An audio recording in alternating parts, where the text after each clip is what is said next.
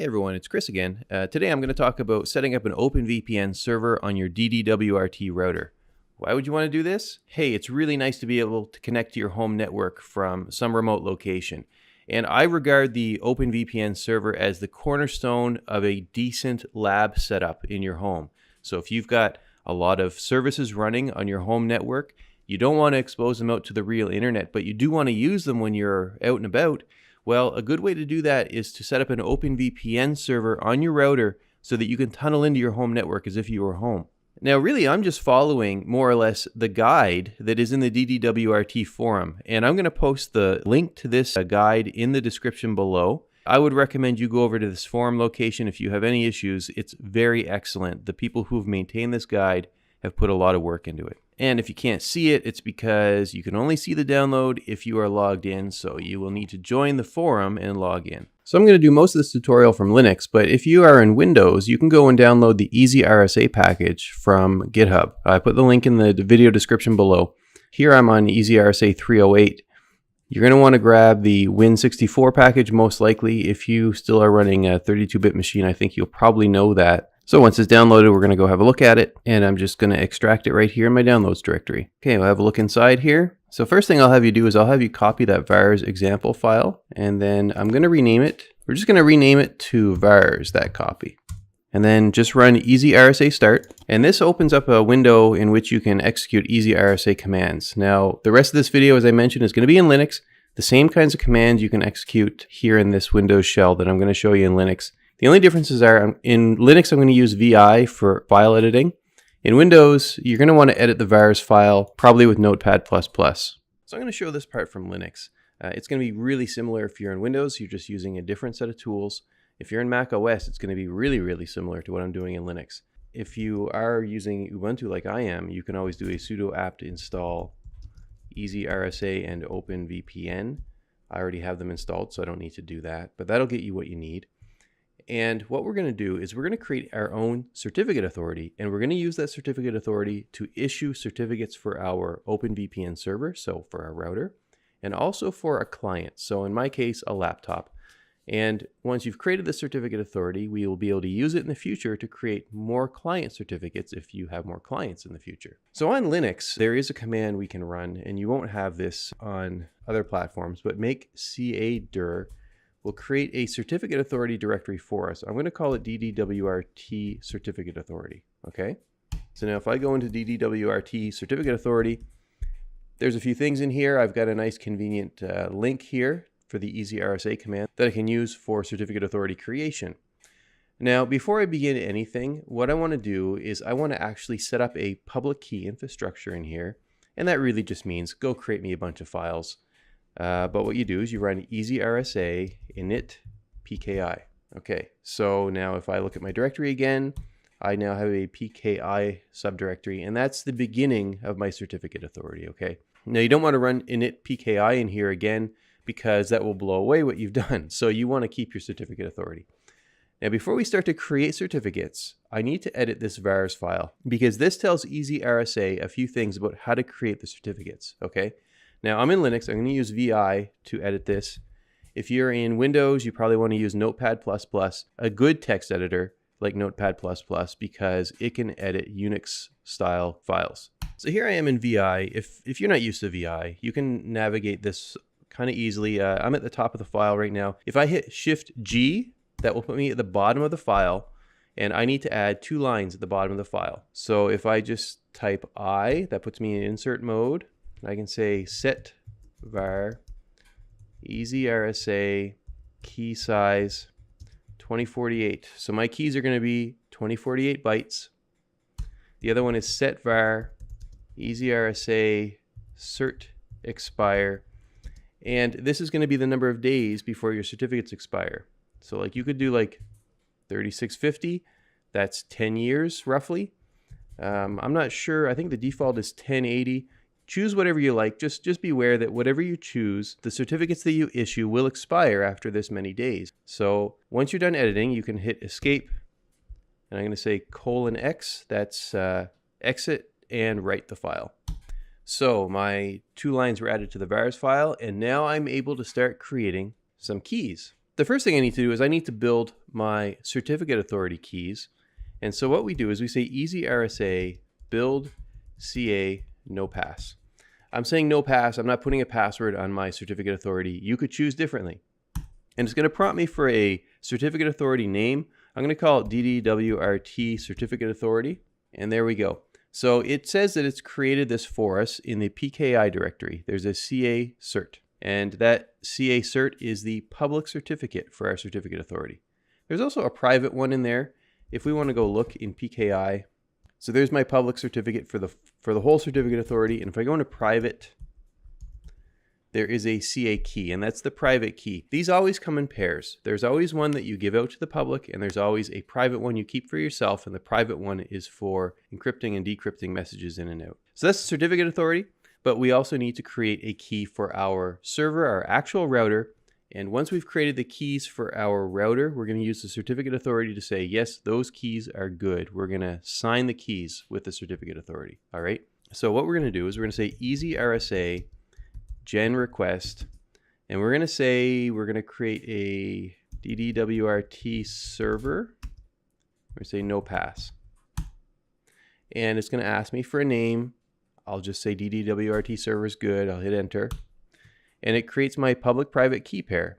So there's DD WRT server, that's the public one, and the private one is here. Now this request, this one isn't really what we're going to use, because this really needs to be signed by our certificate authority for it to be usable. So we can do that pretty easily. So we've got this request, this unsigned request. We can say easy RSA sign request, and it's a server we're signing. And we're going to sign DD WRT server. It just says, do you really want to do this? In fact, I do. And so what we ended up with was a certificate, a signed certificate created at PKI issued DD WRT server. So this is another public one. It's a public certificate. So just a recap, we created 3 files for our server. We created that request, the private key, and now this signed certificate. We really only need the signed certificate and the private key. So that's the certificate. We also need a key pair for our client. In my case, for my laptop. So we just do another easy RSA gen request. And we're going to call this one laptop client. We'll say no pass again. Okay, and it created a pair. And then of course we need to sign it. So we just do easy RSA sign request. This time it's a client that we're signing, and then we just say laptop client. Am I sure? Yes, I am. So there you see it went into the issued directory as laptop client cert. So we have a signed key pair for the server. We have a signed key pair for the client. There's one more file that we need. It's a Diffie-Hellman parameter. I think it's for authentication and for encryption. I'm not totally sure, but we're going to make it. It's easy RSA gen DH, and I love this command. It looks so cool and computery. Watch this. It's going to take a long time, but in the meantime, we get a nice little show. All right, that was pretty awesome, and we now have our DHPEM file in PKI. So we've got everything we need, but let's go look at that PKI directory. It is crazy. There is too much to see here. There's too much to know. So we need to make it a little more straightforward. I am going to back up a directory, and I'll create a directory called DD WRT. I'm going to only put in the things that we need in DD WRT, okay? So we are going to need from PKI the CA certificate. So I'll copy that over to DD WRT. So that's the public certificate for the certificate authority. I'm going to copy the public and private keys for the server. So let's go private first. We'll go private, and we will copy DD WRT server to DD WRT. And then we'll copy the public one, which is under issued. And then we'll do the same for the client certificates. So remember, those were called laptop. So PKI private laptop client to DD WRT. Copy PKI issued DD WRT. Oh no, it's laptop. DD WRT. And we need our awesome Diffie-Hellman file. We will copy that to DD WRT. All right, now I go into DD WRT, and I have 6 files. So we've got the public certificate authority cert, we've got the public server cert and the private server key. We've got our Duffy Hellman guy. We've got the public laptop certificate, and we've got the private laptop key. So the client and server. So you should have 6 files. Now we're going to move on to the router configuration for all of this, but please keep your certificate authority directory around. And the reason I say that is because you're probably going to want to sign a certificate for another client in the future. In this case, I did a laptop. Maybe I'm going to want to do another one for an iPhone or something. So keep your certificate authority directory around because you need to use it in order to generate new certificates. Okay, so now that we have our certificates, we're going to go into the router itself. So here I'm in my DD WRT interface, and I've gone to the Services tab and VPN, and that's really where we're going to start. And you just want to scroll down to OpenVPN Server, and we're going to enable that. And we'll review some of these settings in a moment, but I want to focus on the certificate sections. So it's asking for a CA cert. What I'll do is I will put my window docked over here, and we'll look at the terminal docked like that. So that CA cert is going to be that CA cert file that we generated. I'm just going to cat it out. You could open it in a text editor or whatever you want. We just need to copy and paste some stuff. So I'm going to get from the start where it says begin certificate. I'm going to highlight everything to the end, and I'm going to copy it, and we're going to paste it right into CA cert. Okay, next up is the private server key. If we look in here again, here I'll change these windows a little bit. So for the private server key, we're looking for one of these 2 server files, and it actually is the one with the .key extension. So let's cat that out. And I will copy and paste this as well. DHPEM is pretty easy. That's going to be the DHPEM file. And we also need to do this public server cert. So that one is the server.crt. This one has some extra stuff in it. You only need the stuff from begin certificate and end certificate. Okay, so that's all the server certificates. Scroll to the bottom and hit apply settings. Okay, and here's where we are going to configure the rest of this. So I'm just going to go down through the options, and you'll just have to set them to the same settings. So I'm turning off this CVE mitigation. This is safe to do because I'm on a newer version of the firmware. I'm going to start with, well, you can either start with the system or the WAN. It's up to you. I'm going to start with the WAN. So as soon as we get internet connectivity, it's going to start. This network here, this is the subnet that clients connected to OpenVPN are going to connect as. So we'll do 10.8.0.0, and the net mask will be 255.255.255.0. So everybody connecting will be 10.8.0.1.2.3.4. They'll connect with those addresses. We'll leave the port alone, and UDP is the protocol. We'll change the cipher to this AES 256 CBC, and we have an opportunity for advanced options. So we're going to enable that.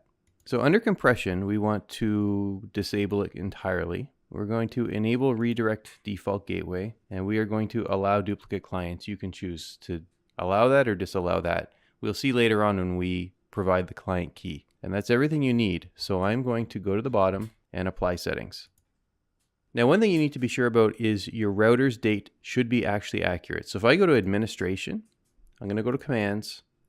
I'm just going to run the date command. I'm just going to run it. So you see my router thinks that it's January 1st, 1970. That's a little bit of a problem. And the reason that's a problem is because our certificates are all time-based. You know, I only issued the certificate today in 2021, so the certificates are going to appear to be not valid if the router thinks it's 1970. So we need to make sure that we have the correct time. In my case, it's because I haven't plugged this test router into the internet yet. You'll notice my WAN IP is 0000. If I go over to setup, I just plugged in the cable, and so I've got something now. But you want to go down and you want to enable the NTP client so it will go get time automatically. And I'm not in Europe. I'll just change this to Canada Atlantic. I'll apply my settings, and I can be sure that it worked by going back to administration, commands, and I'll just run that date command again. That's good news. So right now the router is theoretically set up to accept clients. And in fact, if we look at status and go to OpenVPN, you'll actually see some logging here related to the OpenVPN server. Now, I have nothing in the client list so far because no clients have connected. There is one more thing you may want to do. It's under the administration tab and commands again. You may want to, and I'll paste this in the video description, you may want to add this IP tables command. What this is going to do is it's going to allow clients that are running in our subnet, in our 10.8.0.0 subnet, it will allow them to connect up to the WAN interface. In other words, if I connect to the OpenVPN server from a hotel somewhere, I'm going to run as if I'm really on the home network, even when I'm connecting to the internet. So I'm going to save firewall. And since we did a lot of new things to this router, I'm going to go to the administration tab and management, and at the bottom is reboot router. So we're going to reboot it. Okay, the router started back up. I'm just going to double check in status and OpenVPN. Okay, and I do have OpenVPN logging. So the server is up. So now you're going to want to set up your laptop to be able to connect to this OpenVPN server. So to do that, we are going to need to use our client key pair. And we're going to show how to do that in Linux and also in Windows. All right, with my OpenVPN server set up, I can actually test it. And I'm going to test it first here in Linux. If you're in Linux, it's actually very, very easy to test this. But first, I'm going to show you conceptually how I'm going to test this. It's a little bit tricky. You know, we're used to testing things inside our local networks, and this is really for getting into your local network from outside. So how would you properly test that? Well, first of all, I'd like to point out that here's my WAN IP for this router. And, you know, this is just a test router that I set up for this video, and I actually have it connected in behind my real router. So this address was actually handed out by my main or primary router. So I'm just going to show a little diagram here. This is kind of my setup at the moment. My primary router is connected to the internet, and my OpenVPN server is connected via its WAN port to something on my main router. I've got the wrong address here, but like conceptually, if you think about it, if I connect directly to my main router, I am external to this subnet. So this router would see any traffic coming in via its WAN port as if it's external.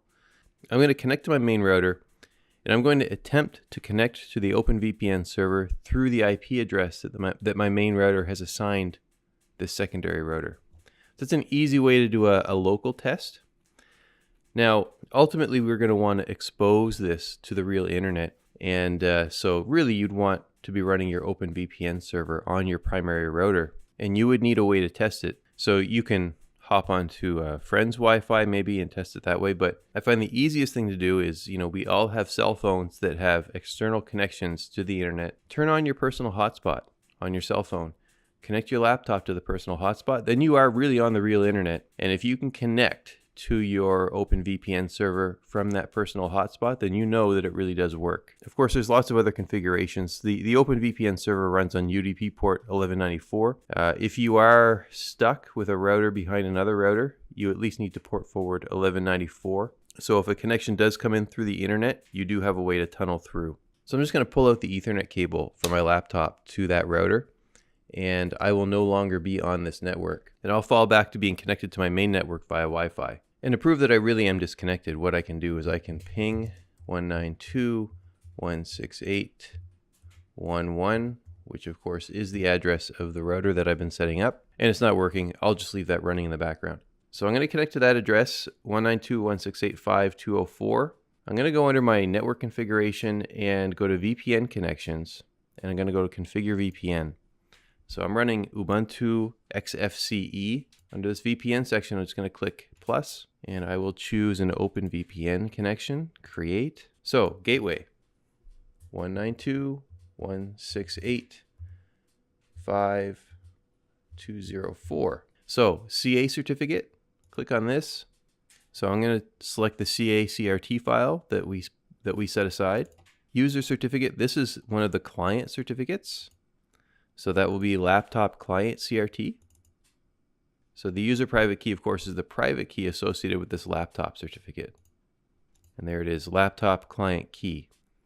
And if you had set a password on your key, you could fill it out here, but I didn't do that. So I'll save that. And now, if I just select VPN connection 1, I'll watch this up here, and I did get logged into a VPN. I'll go back over to my terminal, and all of a sudden I'm getting replies from my router, which means I'm on the 192.168.1 network. So that's definitely working. So if we go to status OpenVPN, so that's nice, but if I was connecting from the internet, I wouldn't want to use an IP address to connect. I wouldn't necessarily know the IP address of my home network. And so a good thing to do is to go to Setup and DDNS. And what you can do is you can set up one of these services. Now I like to use noip.com. So if you get an account on noip.com, what it does is it gives you an address that is always updated with your external IP address, your public IP address. So like your host name might be something like myhost.noip.com, and that's what you would use in the VPN configuration.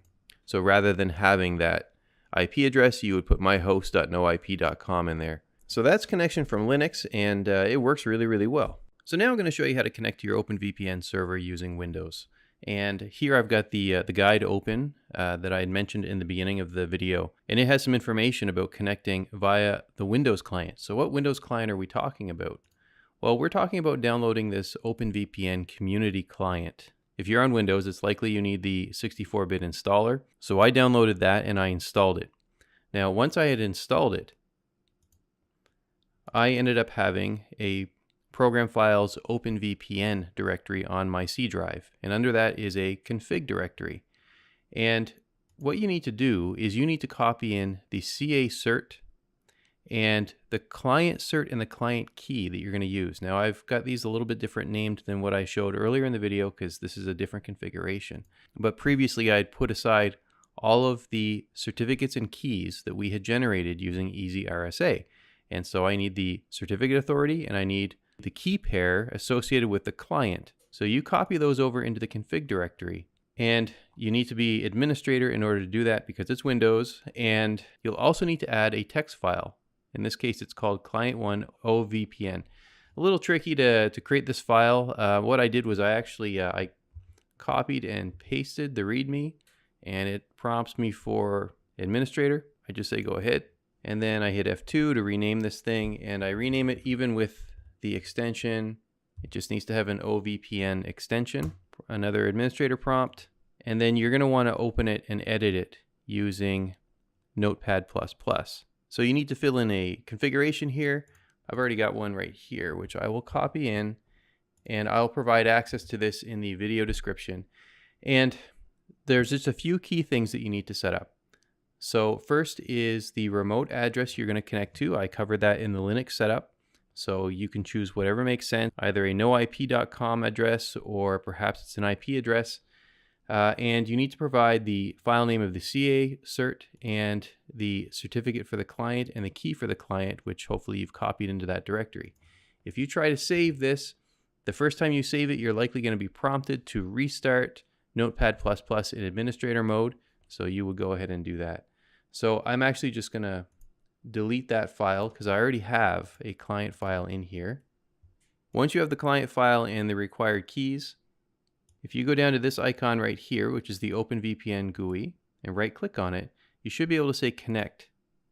And it's going to use the settings associated with that client to connect. If all was well, it should tell you got connected and you should see a little green icon in your taskbar. It could be hidden, of course, in here, and it's a nice little green icon. So I'm now connected. So that's connection using Windows. So that's all I wanted to show you today. I hope that was really informative. If you liked it, give it a like. And I hope to see you next time. Thank you.